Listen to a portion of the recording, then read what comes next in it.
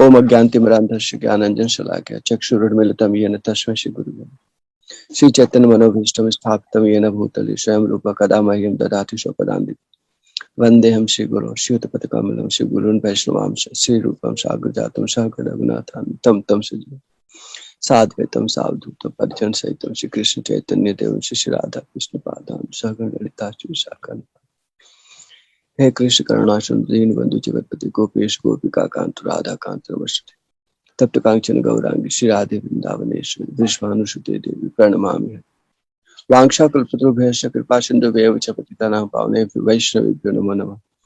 नमो विष्णुपादाय कृष्णपृष्ठाभूतले श्रीमते भक्तिवेदांत स्वामिनिति नामिने नमस्ते सारस्वती देवी गौरवाणी प्रचारिणे निर्विशेष शून्यवादी पाश्चात्य देशाय नमो महावदान्याय कृष्ण प्रेम प्रदायते कृष्णाय कृष्ण चैतन्य नामनि गौर तुसे नमः। जय श्री कृष्ण चैतन्य प्रभु नित्यानंद श्री अद्वैत गदाधर शिवसदि गौर भक्तवृंद। हरे कृष्ण कृष्ण कृष्ण हरे हरे हरे राम राम राम हरे हरे। हरे कृष्ण कृष्ण कृष्ण हरे हरे राम राम हरे हरे। हरे कृष्ण कृष्ण कृष्ण हरे हरे हरे राम राम राम हरे। ओम नमो भगवते वासुदेवाय। ओम नमो भगवते वासुदेवाय। ओम नमो भगवते वासुदेवाय। ओम नमो भगवते वासुदेवाय। ओम नमो भगवते वासुदेवाय। ओम भगवते वासुदेवाय। नारायणं नमस्कृत्य नरं चैव नरोत्तमं देवीं सरस्वतीं व्यासं ततो जयमुदीरयेत्। जय श्री प्रभुपाद। तो पहले हम लोग 5 श्लोकों का पाठ कर लेते हैं। अध्याय 5 श्लोक संख्या 16। ज्ञानेन तु तदज्ञानम् ज्ञानेन तु तदज्ञानम् येषां नाशीतमात्मनः येषां नाशीतमात्मनः तेषामादित्यवत् ज्ञानम् तेषामादित्यवत् ज्ञानम् प्रकाशयति तत्परम् प्रकाशयति तत्परम् तद्बुद्धयस्तदात्मानस् तद्बुद्ध्यस्तु प्रदात्मानः तन्निष्ठास्तत्परायणः तन्निष्ठास्तपरायणाः तन्निष्ठास्तत्परायणः तन्निष्ठास्तत्परायणाः गच्छन्त्य पुनरावृत्तिम् गच्छन्त्य पुनरावृत्तिम् ज्ञाननिर्धूतकल्मषः ज्ञाननिर्धूतकल्मषः विद्याविनयसम्पन्ने विद्याविनयसम्पन्ने ब्राह्मणे गविहस्तिनि ब्राह्मणे कविहस्तिनि शुनि चैव स्वपाके च शुनि चैव स्वपाके च पंडिताः समदर्शिनः पंडिताः समदर्शिनः इहैव तैर्जितः सर्गो इहैव तैर्जितः सर्गो येषां साम्ये स्थितं मनः येषां साम्ये स्थितं मनः निर्दोषं हि समं ब्रह्म निर्दोषं हि समं ब्रह्म तस्मात् ब्रह्मणि ते स्थितः तस्मात् ब्रह्मणि ते स्थितः न प्रहरिष्येत् प्रियं प्राप्य न प्रियरिष्येति प्रियं प्राप्य नो द्विजेत् प्राप्य च प्रियम् नो द्विजेत् प्राप्य च प्रियम् स्थिर बुद्धिर असम्मूढ़ो स्थिर बुद्धि असम्मूढ़ो ब्रह्मवेद ब्रह्मणि स्थितः ब्रह्मविद् ब्रह्मणि स्थितः। श्लोक संख्या 16। ज्ञानेन तु तद्ज्ञानम् येषां नाशीतमात्मनः तेषामादित्यवत् ज्ञानम् प्रकाशयति तत्परम्। किंतु जब कोई उस ज्ञान से प्रबुद्ध होता है जिससे अविद्या का विनाश होता है, तो उसके ज्ञान से सब कुछ उसी तरह प्रकट हो जाता है जैसे दिन में सूर्य से सारी वस्तुएं प्रकट हो जाती है। तो शास्त्रों में कहा गया है कि श्री कृष्ण स्मरणम सर्व विपद विमोक्षणम। जब तक जीव को कृष्ण का स्मरण बना रहता है तब तक माया उसे परेशान नहीं कर सकती। माया जीव को भौतिक कष्ट नहीं दे सकती।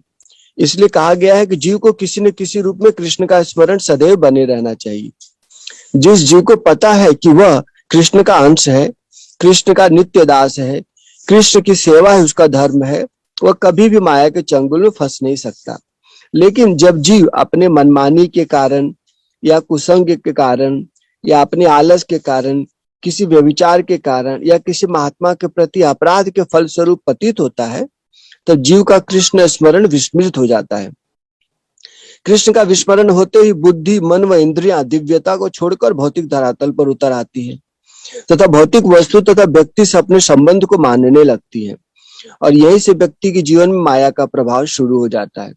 जिस तरह से एक कैदी जेल में आता है तो जेलर को उस पर कड़ाई करने का मौका मिलता है, उसी तरीके से अब माया को उस व्यक्ति जो अपने अपराध के कारण कृष्ण को विस्मरण कर चुका है उस पर अपनी माया चलाने का मौका मिलता है। अब माया भी यह जानती है कि यह जीव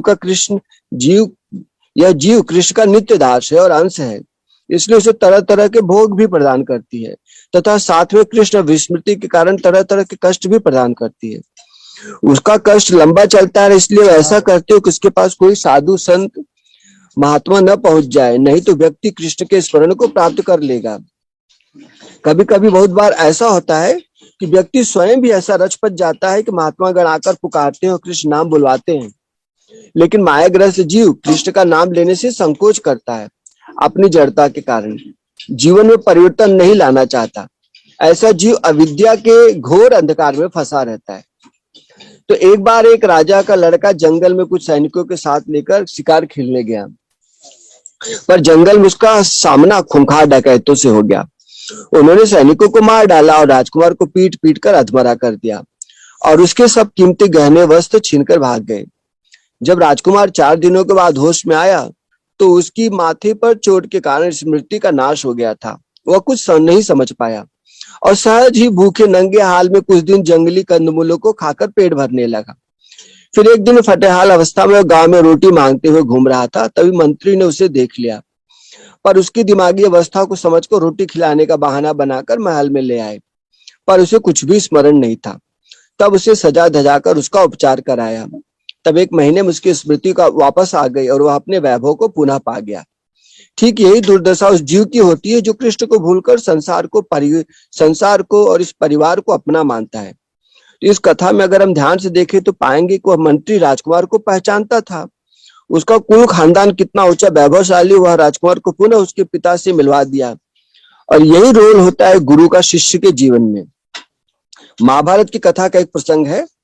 5 पांडव और कुंती जुए में सब कुछ हारकर 12 साल का वनवास भोगने जंगल में चले गए थे, और उधर दुर्योधन कर्ण तथा मामा शकुनी के साथ मद से उन्मत्त हो रहा था। उसने विचार बनाया कि हम सब जंगल में पिकनिक मनाने चलते हैं और दास दासियों के साथ और पांडवों को विशेषकर भीम भैया को खूब चिढ़ाएंगे, खूब मजा आएगा। लेकिन जंगल में आने पर दुर्योधन का सामना चित्ररथ गंधर्व से हो गया, और चित्ररथ गंधर्व से लड़ते उसके सारे मित्र सैनिक या तो मारे गए या भाग गए। स्वयं कर्ण भी भाग गया तथा गंधर्व दुर्योधन को बंदी बनाकर ले जा रहा था अपने लोक में। तो उसकी चीख पुकार सुनकर युधिष्ठिर महाराज ने भीम तथा अर्जुन को उनकी मदद के लिए भेजा। तब दुर्योधन को मुक्ति मिली और अर्जुन तथा गंधर्व से मित्रता हो गई। गंधर्व ने अर्जुन को समझाया कि आप सब 12 साल तक वन में भटकोगे, जंगल बड़ा बीहड़ है, हर एक कदम पर खतरा है, और दुर्योधन तुमको 13वें साल अगर ढूंढ लिया तो आपस जंगल में वास करना पड़ेगा। इसलिए आप सब एक ब्राह्मण को गुरु बनाकर उसके निर्देशन में अगर वनवास करेंगे तब वनवास की सारी समस्याएं आसानी से पार कर जाएंगे। तब पांडवों ने निकट में धौम्य ऋषि को अपना पथ प्रदर्शक बनाया। 12वें साल के अंत में धौम्य ऋषि ने उन्हें बताया कि भीम के पुत्र घटोत्कच की पीठ पर बैठकर बिना पद चिन्हों के निशान छोड़े विराट नगर में जाकर आप सब छुप करके रहें। ऐसा करने पर पांडव अपनी सारी विपत्तियों को पार कर गए, एक कुशल गुरु के निर्देशन में। ये महिमा है गुरु का जीवन में। तो जब गुरु का प्रकाश सूर्य की भांति हृदय में मन बुद्धि में फैलता है तब अविद्या ग्रंथि का नाश हो जाता है और तब व्यक्ति पूर्ण ज्ञान में अपनी स्वरूप स्थिति, अपनी परिस्थिति को, संसार वरिष्ठों को यथावत ठीक उसी तरह से जान लेता है जैसे बिजली के प्रकाश में या सूर्य के प्रकाश में घर के अंदर का एक एक कोना स्पष्ट दिखाई देता है। श्लोक संख्या 17। तद्बुद्धयस्तदात्मानस् तन्निष्ठास्तत्परायण गच्छन्ति पुनरावृत्तिं ज्ञान निर्धूत कल्मषः। जब मनुष्य की बुद्धि, मन, श्रद्धा तथा शरण सब कुछ भगवान में स्थिर हो जाते हैं तभी वो पूर्ण ज्ञान द्वारा समस्त कल्मष से शुद्ध होता है और मुक्ति के पथ पर अग्रसर होता है। गुरु और शास्त्र के निर्देशन में जब व्यक्ति साधना पथ पर नियम व्रत का पालन करते हुए चलता है तो व्यक्ति का मन, बुद्धि सब शुद्ध हो जाते हैं, वह दिव्य हो जाते हैं। इस दिव्य ज्ञान में व्यक्ति अपनी स्थिति को, परमात्मा की स्थिति को यथावत समझ लेता है और ऐसा व्यक्ति अपने पूर्ण श्रद्धा से, आस्था से श्री कृष्ण के चरणों का शरण ले लेता है। वह हर पल कृष्ण की कृपा की अनुभूति करते हुए चलता है। कृष्ण ब्रह्म रूप से, परमात्मा रूप से, भगवान रूप से भक्तों को मिलते हैं उनके आस्था के अनुसार। ऐसा पूर्ण ज्ञान में स्थित व्यक्ति प्रकृति के आवरण में रहते हुए भी प्रकृति के गुणों तथा क्रियाकलापों से प्रभावित नहीं होता। ऐसे जीवन मुक्त पुरुष पर प्रकृति भी अपना प्रभाव नहीं दिखाती, वरन महात्माओं का सम्मान करते हुए अगर कभी उनकी कोई इच्छा बन जाए तो पूर्ण करने की कोशिश ही करती है। श्लोक संख्या 18। विद्या विनय संपन्ने ब्राह्मणे गविहस्तिनि शुनि चैव स्वपाके च पंडिता समदर्शिन। विनम्र साधु पुरुष अपने वास्तविक ज्ञान के कारण एक विद्वान तथा विनीत ब्राह्मण, गाय, हाथी, कुत्ता तथा चांडाल को समान दृष्टि अर्थात संभाव से देखते हैं।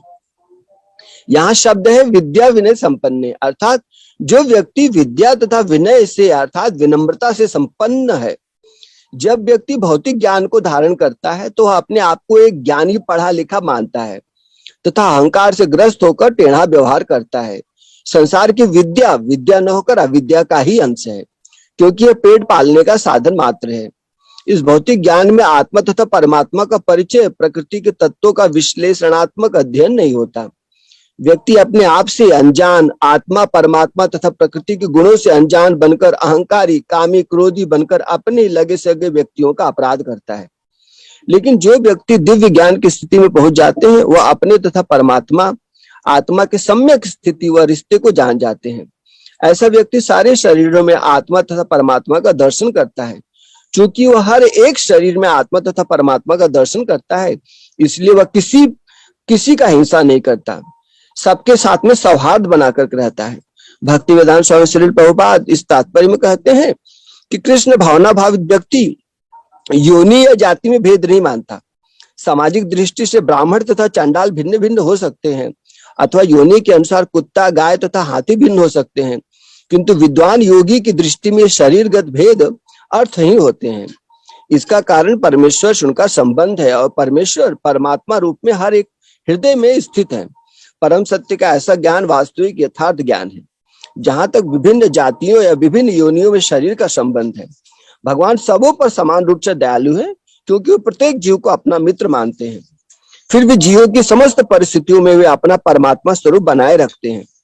परमात्मा रूप में भगवान चांडाल तथा ब्राह्मण दोनों में उपस्थित रहते हैं। यद्यपि ये दोनों के शरीर एक से नहीं होते। शरीर तो प्रकृति के गुणों के द्वारा उत्पन्न हुए हैं, किंतु शरीर के भीतर आत्मा तथा परमात्मा समान आध्यात्मिक गुण वाले हैं। परंतु आत्मा तथा परमात्मा की समानता उन्हें मात्रात्मक दृष्टि से समान नहीं बनाती, क्योंकि व्यष्टि आत्मा किसी विशेष शरीर में उपस्थित होता है। यहाँ पर व्यष्टि आत्मा का मतलब होता है एक इंडिविजुअल बीइंग, एक व्यक्ति विशेष। लेकिन किंतु परमात्मा प्रत्येक शरीर में है। कृष्ण भावना भावित व्यक्ति को इसका पूर्ण ज्ञान होता है, इसलिए वह सचमुच ही विद्वान तथा समदर्शी होता है। आत्मा तथा परमात्मा के लक्षण समान है, क्योंकि दोनों चेतन, शाश्वत तथा आनंदमय हैं। किंतु अंतर इतना ही है कि आत्मा शरीर की सीमा के भीतर सचेतन रहता है, जबकि परमात्मा सभी शरीरों में सचेतन है। परमात्मा बिना किसी भेदभाव के सभी शरीरों में विद्यमान है। श्लोक संख्या 19। इहैव तर्जितः सर्गो येषां साम्ये स्थितं मनः निर्दोषम ही समम ब्रह्म तस्मात् ब्रह्मणि ते स्थिता। जिसके मन एकत्व तथा समता में स्थित है, उन्होंने जन्म तथा मृत्यु के बंधनों को पहले ही जीत लिया है। वे ब्रह्म के समान निर्दोष हैं और सदा ब्रह्म में ही स्थित रहते हैं। तो यहाँ पर एकत्व क्या है?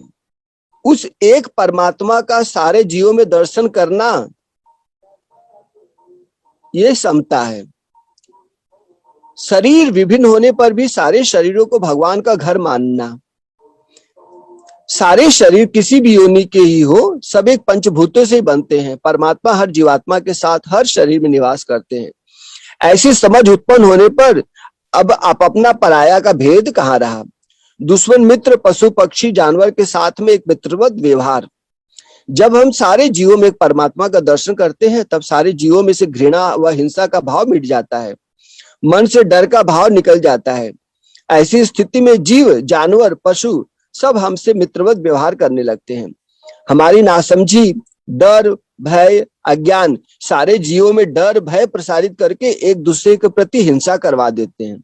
लेकिन व्यक्ति जब एक एकत्व परमात्मा का सारे जीवों में दर्शन करते हैं, तब वह भगवान के समान सबके हितैषी, बंधु, मित्र व निर्दोष बन जाते हैं। तो चैतन्य महाप्रभु झारखंड के जंगलों से जब गुजर रहे थे, तो उन्होंने हरे कृष्ण का मंत्र शेर, भालू, हाथी से भी बुलवा दिया और उन्हें नचा दिया। हरदास ठाकुर जिस गुफा में रहते थे, वहां विषधर सर्प भी रहता था। जब लोगों ने हरदास ठाकुर से निकलने को कहा, तो यह समझते विषधर सर्प सबके सामने प्रकट होकर प्रणाम करके हमेशा के लिए वहां से चला गया।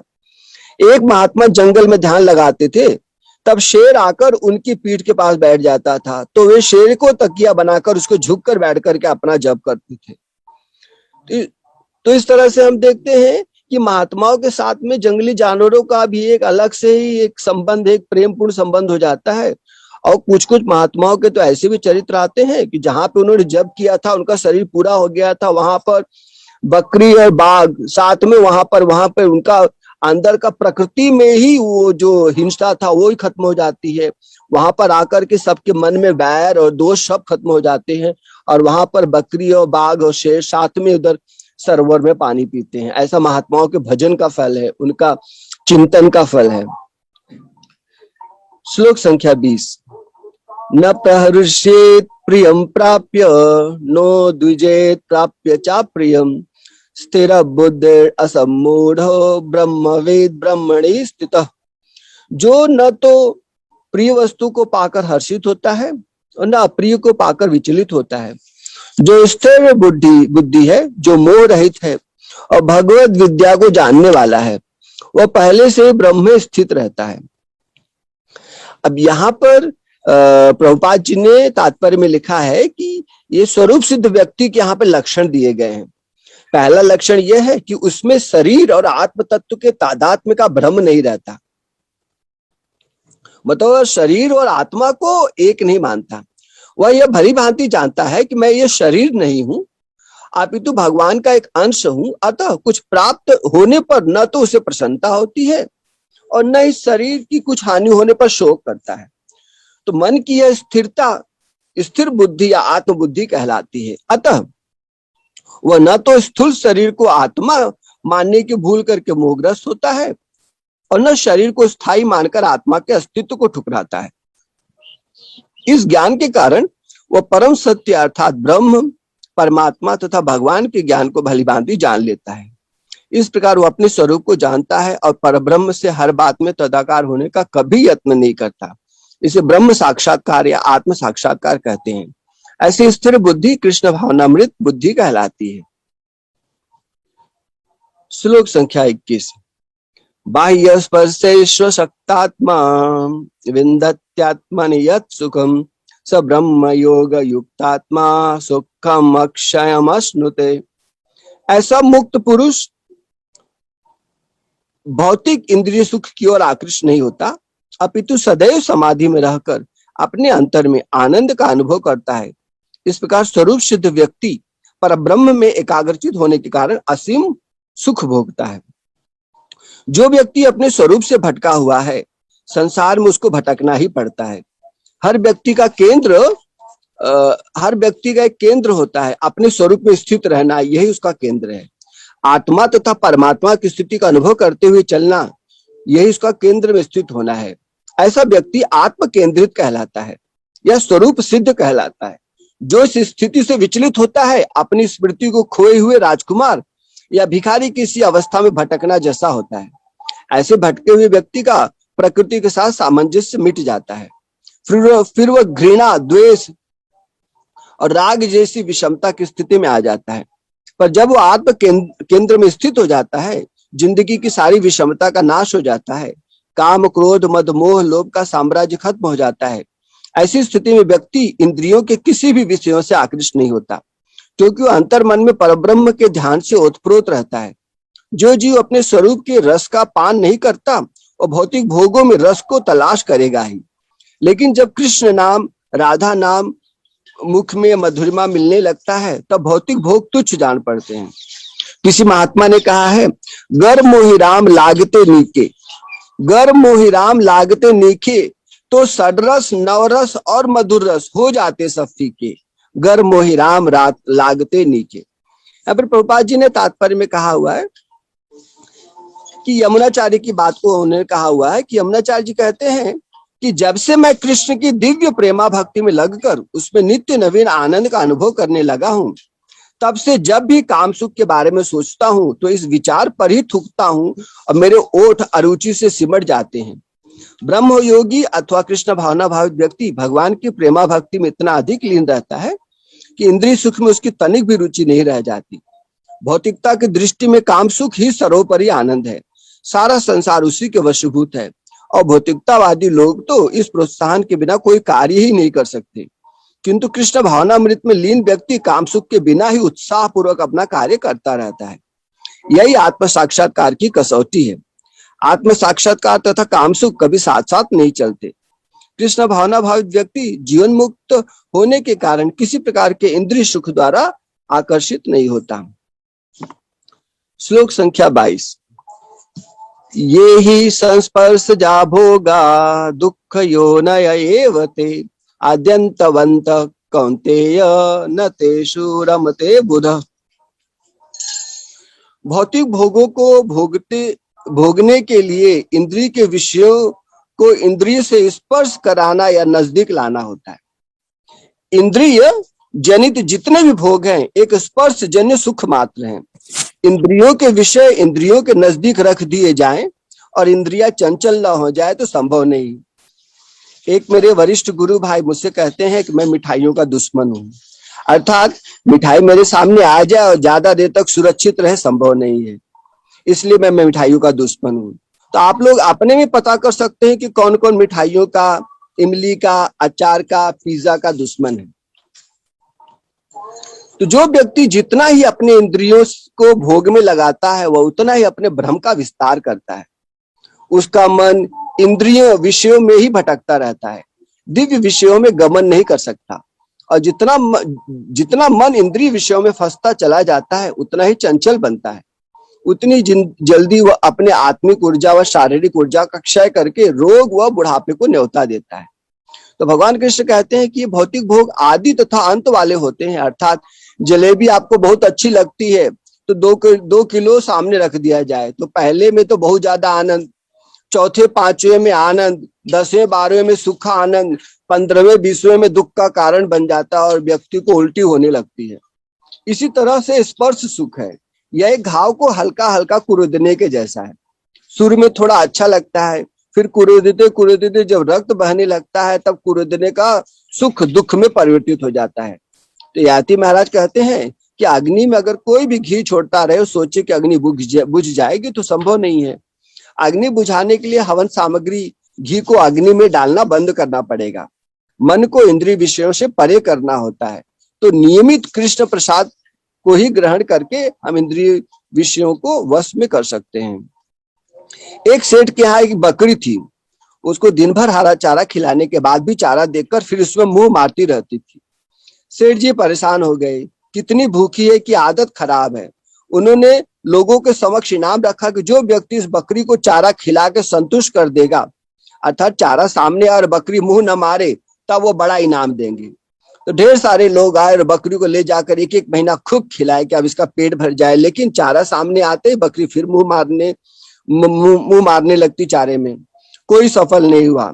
एक दिन एक व्यक्ति आए और शर्त को स्वीकार किया, और शर्त स्वीकार करके बकरी को अपने घर ले गए। फिर उन्होंने बकरी के आगे चारा डाला, लेकिन बकरी जैसे ही चारा खाने की कोशिश करे वैसे ही उसके मुख पर डंडा मारते। इस तरह 4-5 दिन में बकरी अपने होश में आ गई। फिर वो व्यक्ति सेठ जी के सामने बकरी को ले जाकर दिखाए। बकरी के सामने चारा डाला गया, लेकिन बकरी ने चारे की तरफ पलट कर भी ना देखा। तो इसका अर्थ क्या है, ये हमको सीखना पड़ेगा। प्रभुपाद जी यहाँ पे कहते हैं कि यह जो जन्म है हमको इस जन्म में इस भौतिक इंद्रिय सुख के स्पर्श से जो उद्भूत है वो नाशवान है, और जो शरीर नाशवान है, ऐसे में हमको रुचि नहीं रखना है। तो प्रभुपाद जी यहाँ पे रेफरेंस देते हैं कि भागवतम में 5वें अध्याय के 5वें स्कंद के 5वें अध्याय का पहला श्लोक में, हे पुत्रो, इस मनुष्य योनि में इंद्रिय सुख के लिए अधिक श्रम करना व्यर्थ है। ऐसा सुख तो शुक्रों को भी प्राप्य है। इसकी अपेक्षा तुम्हें इस जीवन में तब करना चाहिए जिससे तुम्हारा जीवन पवित्र हो जाए और तुम असीम दिव्य सुख प्राप्त कर सको। अतः जो यथार्थ योगी या दिव्य ज्ञानी है वे इंद्रिय सुखों की ओर आकृष्ट नहीं होते, क्योंकि ये निरंतर भवरोग के कारण है।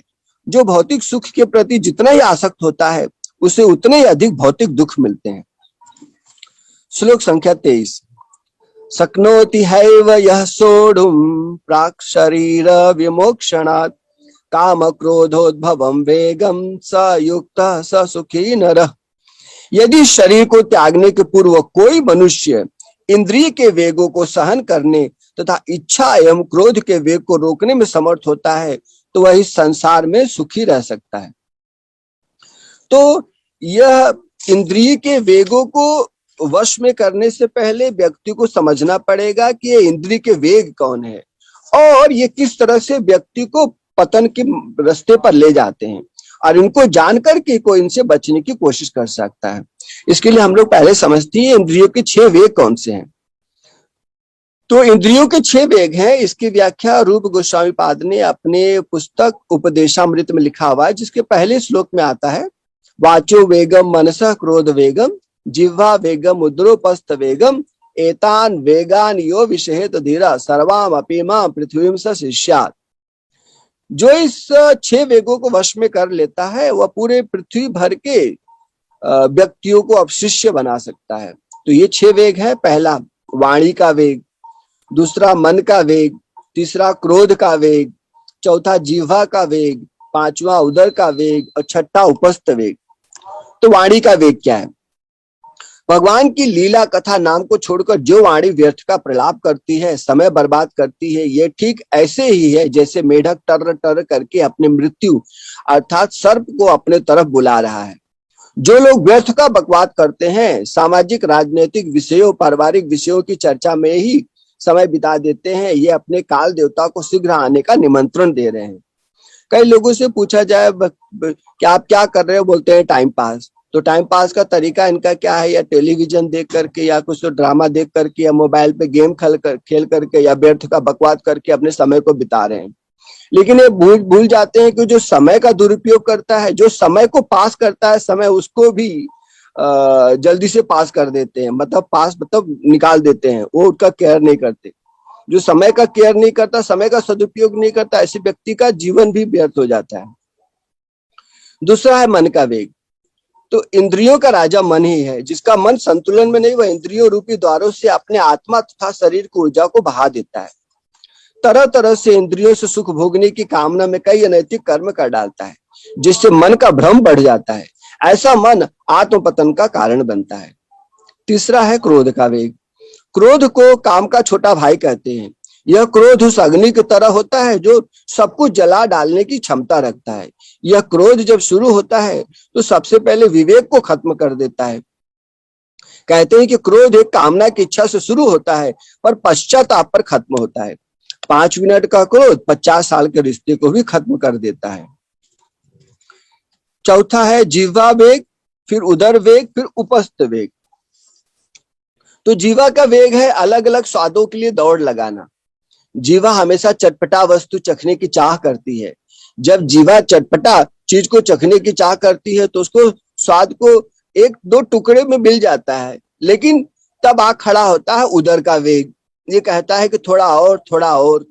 तो जो जीवा और उदर के वेग को नहीं संभाल पाते और स्वादिष्ट चीजों से उदर को भर लेते हैं, तब उनको अपने उपस्थ अर्थात लिंग का वेग जगता है। अगर ध्यान से देखी जाए तो ये तीनों जिह्वा, उदर, उपस्थ एक ही सीधी रेखा में रहते हैं। जीवा का वेग उदर के वेग को जगाता है तथा उदर का वेग उपस्थ के वेग को बढ़ाता है। इसलिए इन तीनों में जीवा का वेग सबसे महत्वपूर्ण हो गया। इसलिए साधना में साधक को सबसे पहले खान पान पर नियंत्रण रखने को कहा जाता है। जीवा को केवल प्रसाद खिलाना है, उधर उतना ही भरना है जितने से व्यक्ति बिना आलस व तंद्रा के अपना कर्तव्य कर्म कर सके, और उपस्थ को केवल कृष्ण भावना भावित संतान उत्पत्ति में लगाने से सारी इंद्रियां नियंत्रण में रहती है। तो ऐसा व्यक्ति जो अपने इंद्रियों को इसी शरीर में रहते हुए मरने के पूर्व जीत लेगा, वह सुखी रह सकता है। श्लोक संख्या 24। योऽन्तः सुखोऽन्तरारामस् तथांतर ज्योतिरेव यः स योगी ब्रह्म निर्वाणम ब्रह्म भूतोऽधिगच्छति। जो अंतःकरण में सुख का अनुभव करता है, जो कर्मठ है और अंतःकरण में ही रमण करता है तथा जिसका लक्ष्य अंतर्मुखी होता है, वह सचमुच पूर्ण योगी है। वह परब्रह्म में मुक्ति पाता है, अंततो गत्वा ब्रह्म को प्राप्त होता है। जिनकी इंद्रियां बाहरी विषयों में नहीं भटकती, जो इंद्रियों के मन तथा इंद्रिय विषयों को भली भांति जानता है तथा विषयों को विषय रूप मानकर विषय बाजार में मन को नहीं भटकाता, ऐसा व्यक्ति अंतर्मुखी वृत्ति धारण करता है, अर्थात अपने अंतःकरण में नित्य दृष्टा बनकर अपने मन, बुद्धि तथा चित्त व अहंकार के व्यर्थ क्रियाकलापों का साक्षी बन जाता है।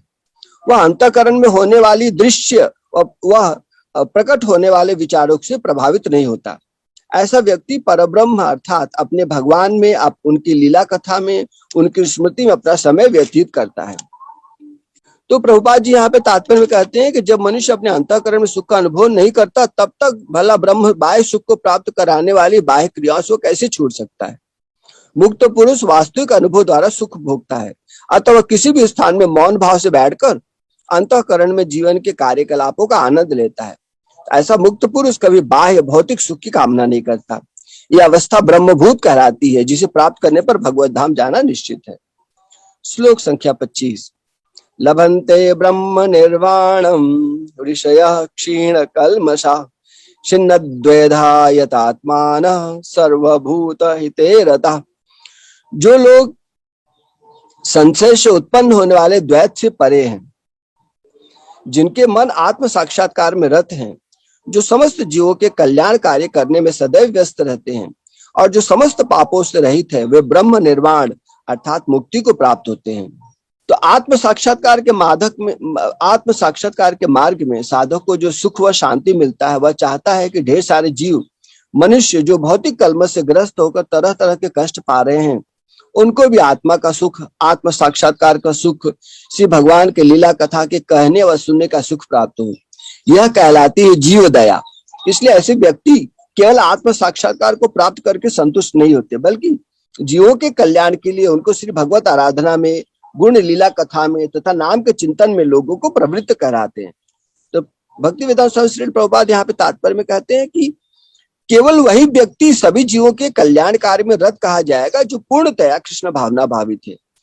जब व्यक्ति को यह वास्तविक ज्ञान हो जाता है कि कृष्ण ही सभी वस्तुओं के उद्गम है, तब वो जो भी कर्म करता है सबों के हित को ध्यान में रखकर करता है। परम भोक्ता, परम नियंता तथा परम सखा कृष्ण को भूल जाना मानवता के क्लेशों का कारण है। अतः समग्र मानवता के लिए कार्य करना सबसे बड़ा कल्याण कार्य है। कोई भी मनुष्य ऐसे श्रेष्ठ कार्य में तब तक नहीं लग पाता जब तक वह स्वयं मुक्त न हो। कृष्ण भावना भावित मनुष्य के हृदय में कृष्ण की सर्वोच्चता पर बिल्कुल संदेह नहीं रहता। वह इसलिए संदेह नहीं करता क्योंकि वह समस्त पापों से रहित होता है। तो ऐसा है यह दैवी प्रेम। श्लोक संख्या 26। काम क्रोध विमुक्तानां यतीनां यतचेतसां अभितो ब्रह्म निर्वाणम वर्तते विदितात्मनाम। जो क्रोध तथा समस्त भौतिक इच्छाओं से रहित है, जो स्वरूप सिद्ध आत्मसंयमी और संसिद्धि के लिए निरंतर प्रयास करते हैं, उनकी मुक्ति निकट भविष्य में सुनिश्चित है। तो तात्पर्य में भक्ति वेदांत स्वामी श्री प्रभुपाद जी बताते हैं कि एक मछली अपने बच्चों को दृष्टि से देखकर पालन करती है, कछुआ अपने अंडे स्थल में देता है पर रहता पानी में है, वह केवल चिंतन के द्वारा अपने बच्चों का पोषण करता है। पक्षी अपने अंडों को अपने पंखों से ढककर रखते हैं, अर्थात अपने अंडों को पोषण स्पर्श से करते हैं। ठीक इन्हीं 3 तरीकों से भक्त भगवत धाम से अलग रहकर भी भगवान का चिंतन, मनन, दर्शन व स्पर्श से अपनी भक्ति का पोषण करते हैं और भौतिक जगत में रहते हुए भी भौतिक कलमश से ग्रस्त नहीं होते, भौतिक कष्टों से विचलित नहीं होती है और इस शरीर के कर्म पूर्ण होने के बाद भगवत धाम गमन करते हैं। ठीक इसी तरीके से नए भक्तों को उच्च भक्तों के संपर्क से, उनके दर्शन से, चिंतन से उनके भक्ति का पोषण होता है। इसलिए भक्तों को शुद्ध भक्तों के संपर्क में बने रहना चाहिए। श्लोक संख्या 27 व 28। स्पर्शान कृत्वा बहिर्बाह्यां चक्षुश्चैवान्तरे भ्रुवो प्राणापानो समो कृत्वा नासाभ्यन्तरचारिणो इतेन्द्रिय मनोबुद्धिर्मुनिर्मोक्षपरायण विगतेच्छा भय क्रोधो यः सदा मुक्त एव स। तो समस्त इंद्रिय विषयों को बाहर करके, दृष्टि को भवों के मध्य में केंद्रित करके, प्राण तथा अपान वायु को नथनों के भीतर रोककर, इस तरह मन, इंद्रियों तथा बुद्धि को वश में करके जो मोक्ष को लक्ष्य बनाता है, वह योगी इच्छा, भय तथा क्रोध से रहित हो जाता है। जो निरंतर इस अवस्था में रहता है वह अवश्य ही मुक्त है। तो भक्ति वेदांत स्वामी श्री प्रभुपाद यहाँ पे समझाते हैं कि यहाँ पर इस श्लोक में ध्यान योग की चर्चा हो रही है, जिसको अष्टांग योग कहते हैं। अष्टांग योग में 8 अंग होते हैं। तो कृष्ण भावनामृत में रत होने पर मनुष्य तुरंत ही अपने आध्यात्मिक स्वरूप को जान लेता है, जिसके पश्चात भक्ति के द्वारा वह परमेश्वर को समझता है। जब मनुष्य भक्ति करता है तो दिव्य स्थिति को प्राप्त होता है और अपने कर्म क्षेत्र में भगवान की उपस्थिति का अनुभव करने योग्य हो जाता है। यह विशेष स्थिति मुक्ति कहलाती है। तो मुक्ति विषयक उपयुक्त सिद्धांतों का प्रतिपादन करके भगवान अर्जुन को शिक्षा देते हैं कि मनुष्य किस प्रकार अष्टांग योग का अभ्यास करके स्थिति को प्राप्त कर सकता है। इस अष्टांग योग के जो 8 विधियां है वह है यम, नियम, आसन, प्राणायाम, प्रत्याहार, धारणा, ध्यान तथा समाधि। तो इसका यहाँ पे थोड़ा सा हम जान लेते हैं। यम का अर्थ होता है जो हमको नहीं करना चाहिए, इस साधना पथ पर, अष्टांग योग के पथ पर जो हमको नहीं करना चाहिए, डोंट्स। दूसरा है नियम, जो हमको करना चाहिए, डूज। तीसरा है आसन, किस आसन में बैठ करके हम ध्यान विधि का साधना करें। चौथा है प्राणायाम, किस प्राणायाम की विधि से अपने प्राणों को विश्राम, अर्थात हम उनके गति को कंट्रोल कर सके, उनकी गति को विराम दे सके या उनको विश्राम दे सके, यह कहलाता है प्राणायाम। प्रत्याहार, अपनी इंद्रियों से इंद्रिय विषयों को दूर करके रखना या इंद्रियों से इंद्रिय विषयों का भोग न करना या जितना आवश्यक उतना ही भोग करना, यह कहलाता है प्रत्याहार। और फिर आगे है धारणा। धारणा का अर्थ होता है एक विचार शक्ति अपने मन में जो बिठाई जाती है, आस्था श्रद्धा का जिसको बल मिलता है। और इस धारणा एक पृष्ठभूमि होती है जिस पर व्यक्ति अपना ध्यान को केंद्रित करता है, तो यह धारणा होती है। और उसके आगे आता है ध्यान। तो ध्यान जब व्यक्ति अपने किसी भगवान के किसी अवतार के विषय में, किसी उनके दिव्य लीला के विषय में अपना ध्यान को केंद्रित करता है, उनके अंग उपांगों का जब वह चिंतन करता है, तो जब कुछ समय के लिए ध्यान, मतलब उसका लीला में स्थान मिल जाता है कुछ समय के लिए, तब इसको ध्यान कहते हैं। और जब यही ध्यान उसका निरंतर हो जाए और कई दिनों तक, कई महीनों तक हो जाता है, तब यह समाधि में बदल जाता है। तो यह हो जाती है आखिरी स्थिति समाधि। तो प्रभुपाद जी आगे कहते हैं कि 6ठे अध्याय में योग के विषय में विस्तृत व्याख्या की गई है। 5वें अध्याय के अंत में तो इसका प्रारंभिक विवेचन ही दिया गया है। तो योग में प्रत्याहार विधि से शब्द, स्पर्श, रूप, स्वाद तथा गंध का निराकरण करना होता है। और जब दृष्टि को दोनों भवों के बीच लाकर अधखुली पलकों से उसे नासाग्र पर केंद्रित करना पड़ता है। आंखों को पूरी तरह बंद करने से कोई लाभ नहीं होता, क्योंकि तब सो जाने की संभावना रहती है। नई आंखों को पूरा खुला रखने से कोई लाभ है, क्योंकि तब तो इंद्रिय विषयों द्वारा आकृष्ट होने का भय बना रहता है। नथनों के भीतर श्वास की गति को रोकने के लिए प्राण तथा अपान वायु को सम किया जाता है। ऐसे योगाभ्यास से मनुष्य अपने इंद्रियों के ऊपर नियंत्रण प्राप्त करता है, बाह्य इंद्रिय विषयों से दूर रहता है और अपनी मुक्ति की तैयारी करता है। जो व्यक्ति जिसकी इंद्रियां चंचल हो रही हैं, अगर वह प्राणों पर विश्राम पाना सीख ले या प्राणों को अपने वश में करना सीख ले, तो अपने इंद्रियों की चंचलता को भी वश में कर सकता है। इसलिए बहुत बड़ा साधक को बहुत बड़ा बल मिलता है, जिसको जो भी प्राणायाम करता है, क्योंकि वह इंद्रिय विषयों को और इंद्रियों को, मन को शीघ्र ही वह शांत कर सकता है। तो इस योग विधि से मनुष्य समस्त प्रकार के भय तथा क्रोध से रहित हो जाता है और परमात्मा की उपस्थिति का अनुभव करता है। दूसरे शब्दों में कृष्ण भावनामृत योग के सिद्धांतों को संपन्न करने की सरलतम विधि है। तो अगले अध्याय में इसकी विस्तार से व्याख्या होगी। किंतु कृष्ण भावना भावित व्यक्ति सदैव भक्ति में लीन रहता है, जिससे उसकी इंद्रियों को अन्यत्र प्रवृत्त होने का भय नहीं रह जाता।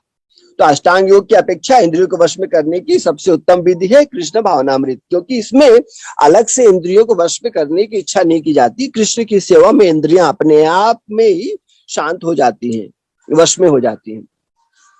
अब आगे का श्लोक है, बहुत महत्वपूर्ण श्लोक है, और इस श्लोक को प्रभुपाद जी कहते हैं यह शांति सूत्र है। जो कोई व्यक्ति भी इस संसार में दुख को, कष्ट को, क्लेश को पा रहा है, अगर इस श्लोक के मर्म को समझ ले तो उसको ये पढ़ने मात्र से उसको जीवन में शांति मिल जाएगी। तो ये शांति सूत्र क्या है?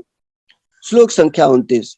भोक्तारम यज्ञ तपसाम सर्वलोक महेश्वरम सुहृदम सर्वभूतानाम ज्ञात्वा माम शांतिमृच्छति। मुझे समस्त यज्ञों तथा तपस्याओं का परम भोक्ता, समस्त लोकों तथा देवताओं का परमेश्वर एवं समस्त जीवों का उपकारी एवं हितैषी जानकर मेरे भावनामृत से पूर्ण पुरुष भौतिक दुखों से शांति लाभ करता है। तो ये जो वाणी है कि मैं ही सारे यज्ञों का भोक्ता, सारे तपस्याओं का मैं ही भोक्ता, और सारे समस्त लोक तथा देवताओं का मैं ही नियंत्रक हूं, और सबका मैं सुहृद हूं। जब हम जान जाते हैं कि किस तरह से परमात्मा सारे जीवों में वास करते हैं और सारे जीवों के हितैषी हैं, वो उनको किस तरह से उनकी रक्षा करते हैं, उनकी सारी इच्छाओं की पूर्ति करते हैं, तब हमको जब श्रद्धा रहती है तो हमको बड़ा शांति मिलता है। और कृष्ण का ये जो मंत्र है, ये जो श्लोक है, इसलिए इसको शांति सूत्र कहते हैं। तो प्रभुपाद जी कहते हैं कि माया के वशीभूत सारे बद्ध जीव इस संसार में शांति प्राप्त करने के लिए उत्सुक रहते हैं, किंतु भगवत गीता के इस अंश में वर्णित शांति के सूत्र को वे नहीं जानते। तो शांति का सबसे बड़ा सूत्र यही है कि भगवान कृष्ण समस्त मानवीय कर्मों के भोक्ता हैं। मनुष्यों को चाहिए कि प्रत्येक वस्तु भगवान के दिव्य सेवा में अर्पित कर दे, क्योंकि वे ही समस्त लोकों तथा उनमें रहने वाले देवताओं के स्वामी हैं। उनसे बड़ा कोई नहीं है। वे बड़े से बड़े देवता शिव तथा ब्रह्मा से भी महान हैं। तो वेदों में उपनिषद में कहा गया है, भगवान को तमीश्वराणाम परमम महेश्वरम कहा गया है। माया के वशीभूत होकर सारे जीव सर्वत्र अपना प्रभुत्व जताना चाहते हैं, लेकिन वास्तविकता तो यह है कि सर्वत्र भगवान की माया का प्रभुत्व है। भगवान प्रकृति माया के स्वामी है और बद्ध जीव प्रकृति के कठोर अनुशासन के अंतर्गत है। तो जब तक कोई इन तथ्यों को समझ नहीं लेता, तब तक संसार में व्यष्टि या समष्टि रूप से शांति प्राप्त कर पाना संभव नहीं है। तो व्यष्टि का अर्थ होता है हर एक जीव का, हर एक शरीर के अंदर में, उसके अंदर जो शांति है वो अब संभव नहीं है, और समष्टि अर्थात समग्र संसार में संभव नहीं है। समग्र संसार समष्टि का रूप है और इंडिविजुअल बीइंग, इंडिविजुअल बॉडी, यह व्यष्टि का रूप है। तो कृष्ण भावनामृत का यही अर्थ है। भगवान कृष्ण परमेश्वर है तथा देवताओं सहित सारे जीव उनके आश्रित हैं। तो पूर्ण कृष्ण भावनामृत में रहकर ही पूर्ण शांति प्राप्त की जा सकती है। यह 5वां अध्याय कृष्ण भावनामृत की, जिसे सामान्यतया कर्मयोग कहते हैं, व्यवहारिक व्याख्या है। यहाँ पर इस प्रश्न का उत्तर दिया गया है कि कर्मयोग से मुक्ति किस तरह प्राप्त होती है। कृष्ण भावनामृत में कार्य करने का अर्थ है परमेश्वर के रूप में भगवान के पूर्ण ज्ञान के साथ कर्म करना। ऐसा कर्म दिव्य ज्ञान से भिन्न नहीं होता। प्रत्यक्ष कृष्ण भावनामृत भक्ति योग है और ज्ञान योग वो पथ है जिससे भक्ति योग प्राप्त किया जाता है। तो कृष्ण भावनामृत का अर्थ है परमेश्वर के साथ अपने संबंध का पूर्ण ज्ञान प्राप्त करके कर्म करना, और इस चेतना की पूर्णता का अर्थ है कृष्ण या भगवान का पूर्ण ज्ञान। तो शुद्ध भक्त भगवान के अंश रूप से ईश्वर का शाश्वत दास है। वह माया पर प्रभुत्व जताने की इच्छा से ही माया के संपर्क में आता है और यही उसके कष्टों का मूल कारण है। जब तक वो पदार्थ के संपर्क में रहता है उसे भौतिक आवश्यकताओं के लिए कर्म करना पड़ता है, किंतु कृष्ण भावनामृत उसे पदार्थ की परिधि में स्थित होते हुए भी आध्यात्मिक जीवन में ले आता है, क्योंकि भौतिक जगत में भक्ति का अभ्यास करने पर जीव का दिव्य स्वरूप पुनः प्रकट होता है। जो मनुष्य जितना ही प्रगत है वो उतना ही पदार्थ के बंधन से मुक्त रह सकता है। यहाँ पर अगर हम एक उदाहरण ले कि एक लोहे का छड़ जो रहता है उसका गुण विधि उसका अलग होता है, लेकिन जब वो अग्नि में रख दिया जाता है तो अग्नि के प्रभाव से धीरे धीरे अपने स्वभाव को छोड़ करके वह अग्नि के स्वरूप को धारण कर लेता है। इस तरह से जो व्यक्ति कृष्ण भावनामृत में रह करके कर्म करता है वो अपने दिव्यता को, अपने स्वरूप को प्राप्त कर लेता है। तो प्रभुपाद जी यहाँ पे आगे कहते हैं कि भगवान किसी का पक्षपात नहीं करते। यह तो कृष्ण भावनामृत के लिए व्यक्तिगत व्यवहारिक कर्तव्य पालन पर निर्भर करता है कि जिससे मनुष्य इंद्रियों पर नियंत्रण प्राप्त करके इच्छा तथा क्रोध के प्रभाव को जीत लेता है, और जो कोई उपयुक्त कामेच्छाओं को वश में करके कृष्ण भावनामृत में दृढ़ रहता है वह ब्रह्म निर्वाण या दिव्य अवस्था को प्राप्त होता है। तो कृष्ण भावनामृत में अष्टांग योग पद्धति का स्वमेव अभ्यास होता है, क्योंकि इससे अंतिम लक्ष्य की पूर्ति होती है। तो यम, नियम, आसन, प्राणायाम, प्रत्याहार, धारणा, ध्यान तथा समाधि के अभ्यास द्वारा धीरे धीरे प्रगति हो सकती है, किंतु भक्ति योग में तो प्रस्तावना के स्वरूप है, क्योंकि केवल इसी से मनुष्य को पूर्ण शांति प्राप्त हो सकती है। यही जीवन की परम सिद्धि है। इस तरह से यह अध्याय समाप्त हो गया। अब किसी का कुछ प्रश्न रहे तो उस पर हम लोग चर्चा कर सकते हैं। हरे कृष्ण।